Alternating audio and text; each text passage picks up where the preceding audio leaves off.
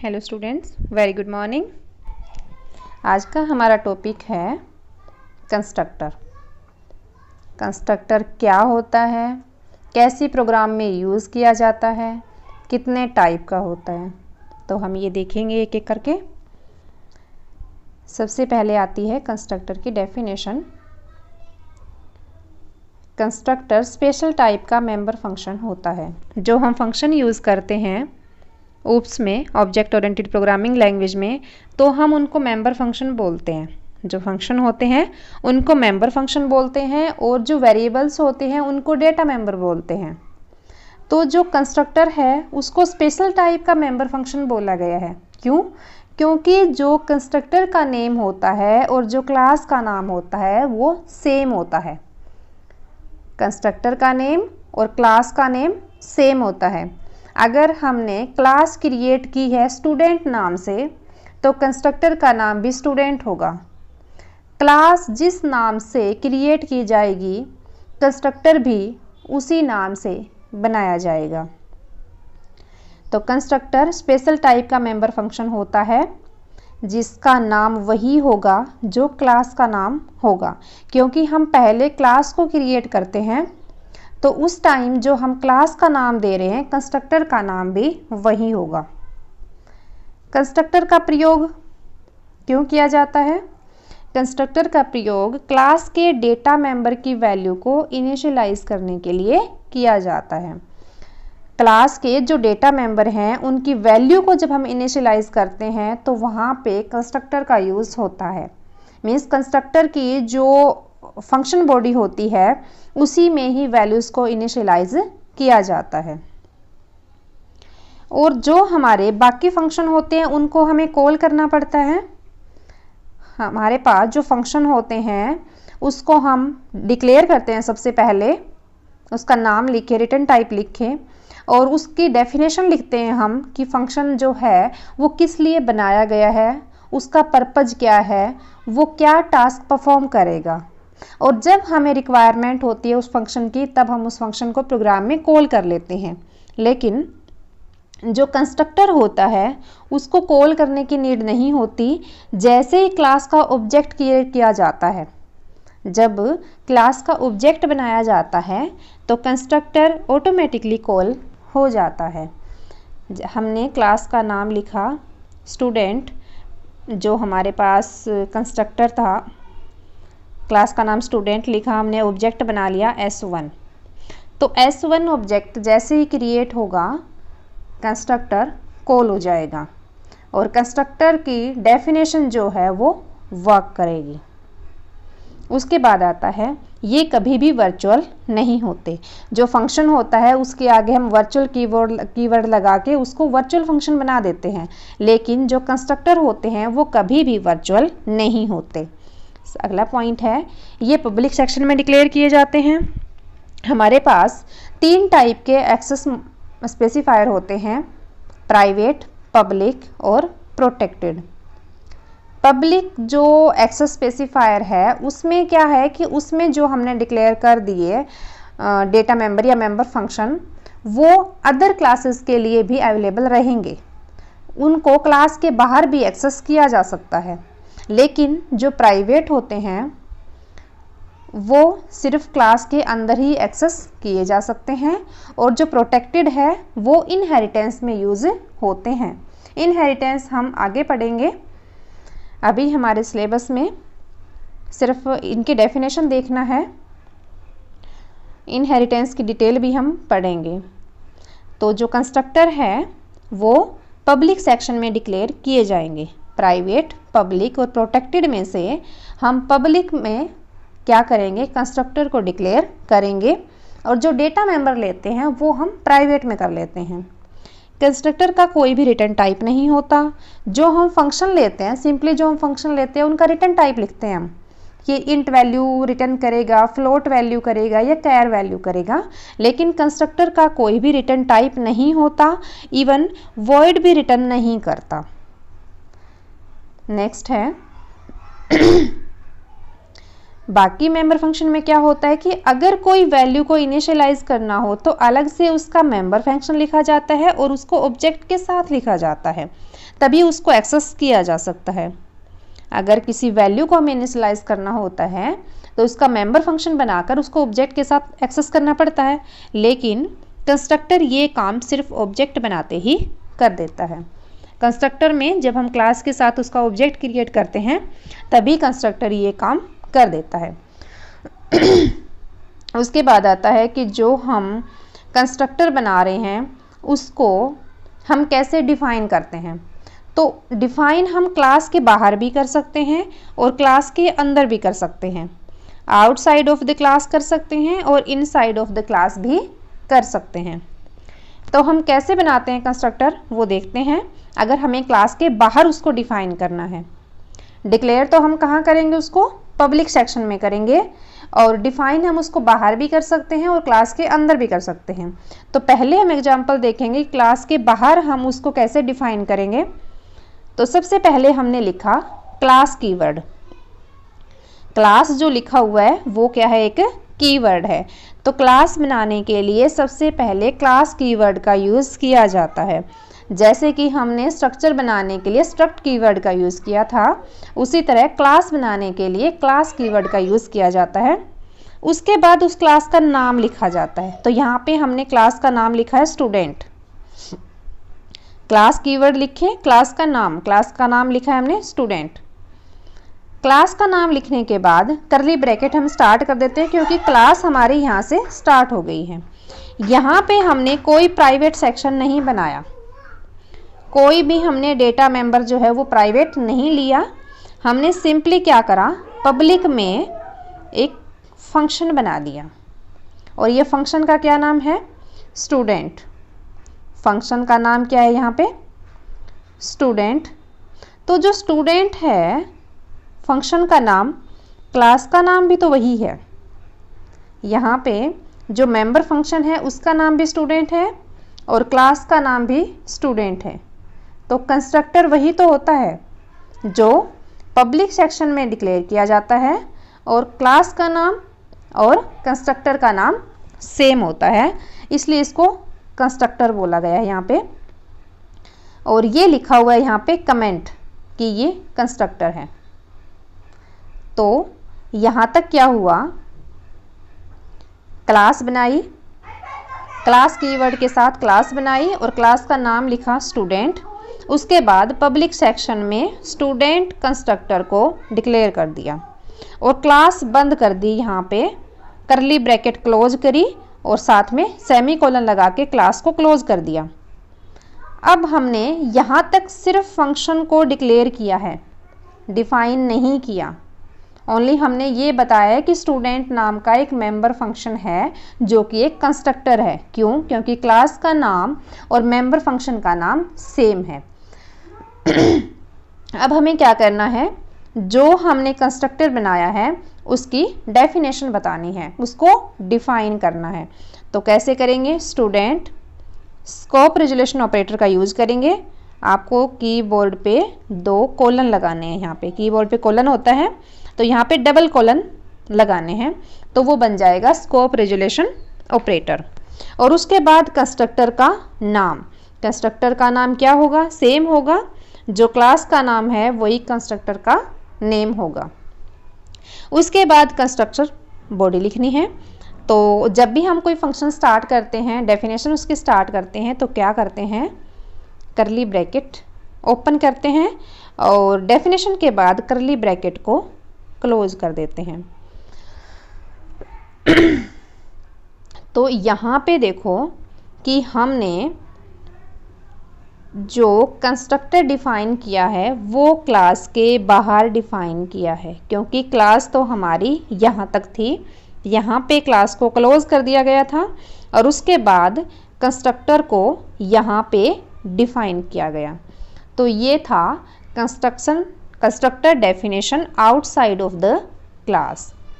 अगर हमें क्लास के अंदर ही उसको डिफाइन करना है तो हम कैसे करेंगे, जो हमने यहाँ पे क्लास कंस्ट्रक्टर डिक्लेरेशन के टाइम कंस्ट्रक्टर को सेमीकोलन लगा के क्लोज कर दिया था, वो हमें नहीं करना। अब अगर हमें इनसाइड ऑफ द क्लास अगर उसको डिफाइन करना है तो हम यहाँ पे सेमीकोलन नहीं लगाएंगे। सेमीकोलन का मतलब होता है एंड करना, तो हम यहाँ पे एंड नहीं कर लेंगे, इवन करली ब्रैकेट स्टार्ट करके उसकी फंक्शन बॉडी लिख देंगे तो वो इनसाइड ऑफ द क्लास हो जाएगा। एग्जाम्पल देखते हैं। Constructor inside the class, class keyword use किया, क्लास का नाम लिखा स्टूडेंट, करली ब्रैकेट स्टार्ट की, पब्लिक सेक्शन में कंस्ट्रक्टर को डिक्लेयर किया। तो यहाँ पे कंस्ट्रक्टर को ओनली डिक्लेयर ही नहीं किया है, डिफाइन भी किया है, क्योंकि यहाँ पे इसके बाद हमने सेमीकोलन नहीं लगाया। स्टूडेंट जो कंस्ट्रक्टर है उसके बाद हमने सेमीकोलन नहीं लगाया है। क्या किया, सेमीकोलन की बजाय करली ब्रैकेट स्टार्ट करके उसकी फंक्शन बॉडी लिख दी। यहाँ पे कंस्ट्रक्टर की बॉडी लिख दी कि वो करने क्या वाला है, उसका टास्क क्या है। तो यहाँ पे क्लास का जो एरिया है वो कितना था, ये वाला। यहाँ से क्लास स्टार्ट हुई, यहाँ पे क्लास एंड हुई। तो फंक्शन को हमने कहाँ डिफाइन किया, कंस्ट्रक्टर को डिफाइन किया क्लास के इनसाइड। तो इसलिए बोला गया है कंस्ट्रक्टर इनसाइड द क्लास, कि अगर हमें कंस्ट्रक्टर को क्लास के अंदर ही डिफाइन करना है तो हम कैसे करेंगे। अगर हमें ओनली डिक्लेयर करना होता यहाँ पे तो हम क्या करते, यहाँ पे सेमीकोलन लगा देते और जो क्लास थी उसको यहीं क्लोज कर देते और उसके बाहर इसको हम डिफाइन करते। बट क्लास के अंदर कैसे डिफाइन किया, जब हम डिक्लेरेशन की टाइम आया इसका तो हमने उसको यहाँ पे ओनली डिक्लेयर करने की बजाय उसको डिफाइन ही कर दिया यहाँ पे।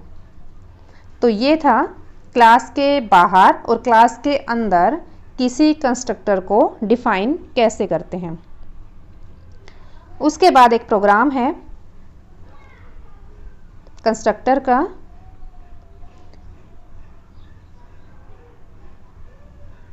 ए प्रोग्राम यूजिंग कंस्ट्रक्टर। कंस्ट्रक्टर का यूज़ करके हमें एक प्रोग्राम बनाना है। तो सबसे पहले हम क्या लिखते हैं, हेडर फाइल लिखते हैं, क्योंकि जो भी हमारे कीवर्ड्स होते हैं, जो वेरिएबल्स हैं, उन सब की जो डेफिनेशन है, जो मेंबर फंक्शंस हैं, उन सब की डेफिनेशन जो होती है वो हेडर फाइल में होती है और वो जो C++ की लाइब्रेरी में स्टोर्ड होती है। सबसे पहले हमने हेडर फाइल डाला। हेडर फाइल के बाद हमने लाइन डाली एक using name space STD. Using name space STD जो है वो डाली ताकि हम खुद का एक नेम स्पेस क्रिएट कर पाएँ C++ की लाइब्रेरी में, इसलिए ये लाइन डाली गई। उसके बाद क्लास बनाई गई, क्लास कीवर्ड के साथ स्टूडेंट नाम से क्लास स्टूडेंट। यहाँ पे भी प्राइवेट सेक्शन में कुछ भी नहीं लिखा हुआ है। पब्लिक सेक्शन में क्या किया, कंस्ट्रक्टर को डिफाइन कर दिया। कंस्ट्रक्टर को डिक्लेयर क्यों नहीं बोला मैंने यहाँ पे, क्योंकि साथ में डिफाइन भी किया हुआ है। अगर डिक्लेयर करना होता तो सेमीकोलन लगा के यहीं क्लोज कर देते और क्लास के बाहर उसको डिफाइन करते, लेकिन यहाँ पे इसकी जो डेफिनेशन है वो भी लिखी हुई है। तो ये स्टूडेंट नाम का जो मेंबर फंक्शन बनाया इसको बोला गया कंस्ट्रक्टर। क्यों, क्योंकि इस क्लास का नाम भी स्टूडेंट है और मेंबर फंक्शन का नाम भी स्टूडेंट है और जो मेंबर फंक्शन है वो पब्लिक एरिया में डिफाइन किया गया है या डिक्लेयर किया गया है। तो ये क्या हुआ, एक कंस्ट्रक्टर हुआ। और कंस्ट्रक्टर में हमने टाइप करवाया हेलो वर्ड, सी आउट हेलो वर्ड, और इसके बाद में सेमीकोलन आपको ज़रूर लगाना है। यहाँ पे क्लास का एंड हो गया। जो क्लास थी हमारी वो यहाँ से यहाँ तक। इसके बाद मेन फंक्शन स्टार्ट हुआ, इंट मेन। अब क्या किया, स्टूडेंट नाम की जो क्लास थी उसका एक ऑब्जेक्ट बना लिया S1। तो हमने ये पढ़ा था कि जब क्लास का ऑब्जेक्ट बनाया जाएगा, जब क्लास का ऑब्जेक्ट बनाया जाएगा तो कंस्ट्रक्टर ऑटोमेटिकली कॉल हो जाएगा। तो सबसे पहले कंट्रोल जो होता है वो मेन फंक्शन पे आता है, क्योंकि मेन फंक्शन जो होता है वो एंट्री पॉइंट होता है किसी भी प्रोग्राम का। तो जब कंट्रोल यहाँ आया और स्टूडेंट S1 पे जब ऑब्जेक्ट बनाया गया यहाँ पे, तो डायरेक्टली इसने क्या किया, कंस्ट्रक्टर को कॉल कर लिया। जैसे ही ऑब्जेक्ट क्रिएट किया जाएगा कंस्ट्रक्टर कॉल हो जाएगा। जितनी बार भी यहाँ पे ऑब्जेक्ट बनेगा उतनी बार ही कंस्ट्रक्टर कॉल किया जाएगा। जितने ऑब्जेक्ट बनेंगे, अगर एक ऑब्जेक्ट बन रहा है तो एक बार कॉल होगा, 2 ऑब्जेक्ट बन रहे हैं तो 2 बार कॉल होगा, 3 ऑब्जेक्ट बनाए जा रहे हैं तो 3 बार कॉल होगा। जितने ऑब्जेक्ट बनाए जाएंगे उतनी बार ही कंस्ट्रक्टर को कॉल किया जाएगा। तो ये एक सिंपल सा प्रोग्राम था कंस्ट्रक्टर का यूज़ करके। उसके बाद आता है टाइप ऑफ कंस्ट्रक्टर। कंस्ट्रक्टर जो हैं वो 4 टाइप के होते हैं। तो पहला पढ़ते हैं डिफ़ॉल्ट कंस्ट्रक्टर। उससे पहले बताती हूँ कि पैरामीटर और आर्ग्यूमेंट्स क्या होते हैं। जो हमारा फंक्शन होता है, फॉर एग्जांपल फंक्शन का नाम है स्टूडेंट, उसके बाद हम ब्रैकेट स्टार्ट करते हैं और एंड करते हैं। इसके बीच में अगर कुछ लिखा हुआ है तो उसको बोला जाता है आर्ग्यूमेंट लिस्ट या फिर पैरामीटर्स। तो अगर यहाँ पे पैरामीटर्स या आर्ग्यूमेंट नहीं है, इसका मतलब है ये एक डिफ़ॉल्ट कंस्ट्रक्टर है, क्योंकि डिफ़ॉल्ट कंस्ट्रक्टर में कोई भी पैरामीटर या आर्ग्यूमेंट पास नहीं किए जाते। तो ये जो स्पेस है ये एम्प्टी रहेगा, यहाँ पे सिंपल ब्रैकेट स्टार्ट होगी और क्लोज हो जाएगी। यहाँ पे जो हम देते हैं int x, int y, a, b, c जो भी देते हैं वो होते हैं पैरामीटर ऑफ द फंक्शन। तो अगर हम यहाँ पे नहीं दे रहे हैं, इसका मतलब है हम कोई भी पैरामीटर या कोई भी आर्ग्यूमेंट जो है वो पास नहीं कर रहे हैं। अगर पास नहीं कर रहे हैं तो वो कौन सा कंस्ट्रक्टर होगा? Default constructor. डिफ़ॉल्ट कंस्ट्रक्टर में कोई भी पैरामीटर या आर्गुमेंट पास नहीं होते। नीचे जो प्रोग्राम दिया गया है, प्रोग्राम में स्टूडेंट नाम का कंस्ट्रक्टर बनाया गया है और क्लास का नाम भी स्टूडेंट है। जब स्टूडेंट क्लास का ऑब्जेक्ट बनेगा तब कंस्ट्रक्टर ऑटोमेटिकली कॉल हो जाएगा।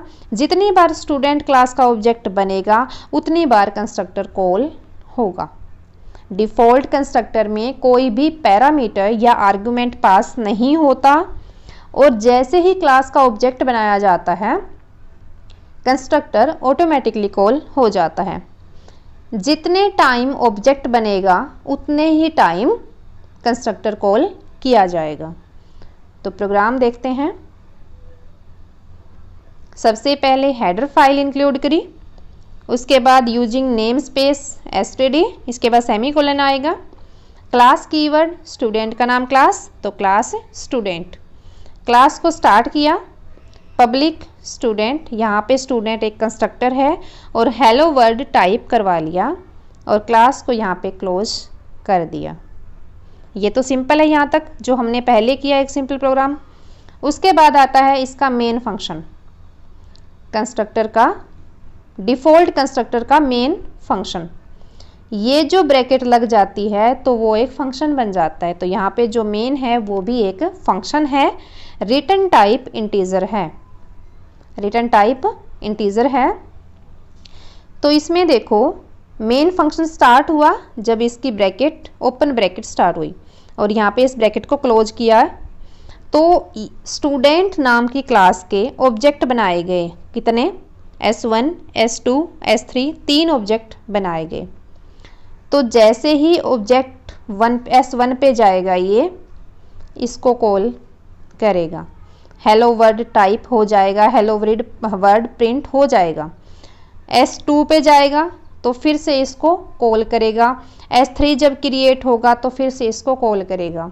मीन्स जितने ऑब्जेक्ट यहाँ बनाए जाएंगे उतने ही बार वो कंस्ट्रक्टर को कॉल किया जाएगा वहाँ पे। इसलिए आउटपुट आई हमारे पास hello world, hello world, hello world, क्योंकि कंस्ट्रक्टर में हेलो वर्ड प्रिंट करवाया गया है और कंस्ट्रक्टर जो बनाया गया है, जिस क्लास का बनाया गया है, उस क्लास के तीन ऑब्जेक्ट बनाए गए हैं S1, S2, S3। इसलिए यहाँ पे 3 बार ये लाइन प्रिंट हुई है। सेकंड आता है पैरामीटराइज्ड कंस्ट्रक्टर। डिफ़ॉल्ट कंस्ट्रक्टर में कोई भी पैरामीटर पास नहीं होता, बट पैरामीटराइज्ड कंस्ट्रक्टर में कंस्ट्रक्टर को पैरामीटर पास किए जाते हैं। इसमें जो कंस्ट्रक्टर को पैरामीटर पास किए जाते हैं उसमें जो आर्गुमेंट है वो अलग अलग दिए जाते हैं और क्लास के ऑब्जेक्ट में पैरामीटर की वैल्यू देनी पड़ती है। लास्ट में जब हम क्लास के ऑब्जेक्ट क्रिएट करेंगे तो वहाँ पे पैरामीटर की वैल्यू देनी पड़ेगी। डिफ़ॉल्ट कंस्ट्रक्टर में कुछ भी नहीं था, जो सिंपल हमने कंस्ट्रक्टर बनाया उसके कंपैरिजन में डिफ़ॉल्ट में सिर्फ ये दिखाया कि जितने नंबर ऑफ टाइम आप ऑब्जेक्ट बनाओगे, जितने नंबर ऑफ ऑब्जेक्ट बनाया जाएगा उतने नंबर ऑफ टाइम जो है वो कंस्ट्रक्टर कॉल होगा और कोई भी पैरामीटर पास नहीं किया जाएगा। लेकिन जो पैरामीटराइज्ड कंस्ट्रक्टर है उसमें पैरामीटर पास किए जाएंगे और जो पैरामीटर पास किए जाएंगे, जो आर्गुमेंट होंगे वो अलग अलग होंगे और पैरामीटर की वैल्यू भी यहाँ पे देनी पड़ती है। तो देखते हैं इसका प्रोग्राम। हेडर फाइल लगाई using name space class student. यहाँ पे हम कंस्ट्रक्टर के पैरामीटर देंगे, ये बात ध्यान रखनी है। तो हमने प्राइवेट सेक्शन में लिखा int A B C, 3 data member लिए इंटीजर टाइप के, int A B C. Public section में स्टूडेंट नाम का कंस्ट्रक्टर बनाया। क्यों? क्योंकि क्लास का नाम भी स्टूडेंट था। तो स्टूडेंट नाम का जो कंस्ट्रक्टर बनाया उसमें 2 पैरामीटर पास किए। कौन से? एक्स और वाई इंटीजर टाइप के। ये यहाँ पे कमेंट लिखा हुआ है कि ये एक कंस्ट्रक्टर है। उसके बाद इसकी जो डेफिनेशन है उसमें क्या लिखा गया? ये डेफिनेशन है कंस्ट्रक्टर की। ए में एक्स पास किया गया, a is equal to B, इसका मतलब होता है A assignment B, A assignment X, sorry, कि जो x की वैल्यू है वो a को असाइन हो गई है। यहाँ पे जो वेरिएबल राइट साइड है उसकी वैल्यू लेफ्ट साइड में ट्रांसफ़र हो जाती है, असाइन हो जाती है। मीन्स जो x की वैल्यू है वो असाइन हो गई a को, y की वैल्यू असाइन हो गई b को। x की वैल्यू असाइन हो गई a को और y की वैल्यू असाइन हो गई b को। x a और b दोनों में वैल्यू आ गई तो c क्या हुआ? a plus B. c में क्या डाल दिया? a और b का एडिशन। उसके बाद कंस्ट्रक्टर, यहाँ पे कंस्ट्रक्टर की जो डेफिनेशन है वो क्लोज कर दी गई। उसके बाद एक फंक्शन ले लिया वॉइड टाइप का डिस्प्ले। डिस्प्ले में क्या किया? जो c की वैल्यू थी उसको प्रिंट करवा दिया गया। c out edition is c। आप देखोगे कि एडिशन इज जो लिखा हुआ है इज इक्वल टू, इसमें क्या है? डबल कॉमा लगाया हुआ है। तो ये लाइन आपकी एज इट इज़ प्रिंट होगी, ये c प्रिंट नहीं होगा। c की जो वैल्यू है वो प्रिंट होगी, जो यहाँ पे a प्लस b के थ्रू c में जो वैल्यू आएगी वो यहाँ प्रिंट होगी। तो एडिशन इज c में जो भी वैल्यू आएगी वो प्रिंट हो जाएगी। यहाँ पे ये फंक्शन ख़त्म हुआ और ये ऊपर जो क्लास स्टार्ट हुई थी वो क्लोज हो चुकी है। उसके बाद मेन फंक्शन स्टार्ट हुआ। तो हमने ये पढ़ा था पैरामीटराइज कंस्ट्रक्टर में कि इसमें पैरामीटर पास किए जाएंगे, वो हमने देख लिए ऊपर की int x int y parameter pass कर दिए गए। एक हमने ये पढ़ा था कि इसमें जब क्लास का ऑब्जेक्ट बनाया जाएगा तो उस ऑब्जेक्ट में पैरामीटर की वैल्यू दी जाएगी। तो ये अब हम इंट फंक्शन में देखेंगे, इंट मेन में देखेंगे कि कैसे वैल्यू पास की जाती है। स्टूडेंट क्लास का ऑब्जेक्ट बनाया s1। s1 में 2 वैल्यूज़ दी 5 एंड 6, क्योंकि ऊपर हमने 2 वेरिएबल लिए थे int x and int y, जिसकी वैल्यू a और b में गई थी और a और b को प्लस करके c में डाला था। तो ये जो 5 और 6 है इसकी, ये किसकी वैल्यू है? इंट x और इंट y की। और उसके बाद क्या किया? s1 डॉट डिस्प्ले, जो इसका डेटा मेंबर है उसको एक्सेस कर लिया ऑब्जेक्ट और मेंबर फंक्शन के थ्रू। तो यहाँ पे क्या हुआ? स्टूडेंट s1 जैसे ही ऑब्जेक्ट क्रिएट हुआ, फंक्शन जो है वो कॉल हो जाएगा और वैल्यू उसके पास हो जाएगी। जैसे ही स्टूडेंट s1 हुआ, ये फंक्शन मीन्स ये कंस्ट्रक्टर जो है वो कॉल हो जाएगा और 5 और 6 जो वैल्यू थी वो यहाँ पास हो जाएगी। तो a की वैल्यू हो गई 5, b की वैल्यू हो गई 6 और c की वैल्यू हो जाएगी 11। रिजल्ट फिर उसके बाद S1 डॉट डिस्प्ले है, तो जैसे ही S1 डॉट डिस्प्ले हुआ ये वाला होगा तो एडिशन इज सी की वैल्यू कितनी है 11, तो एडिशन इज 11 और रिजल्ट हमारे पास ये आ जाएगा।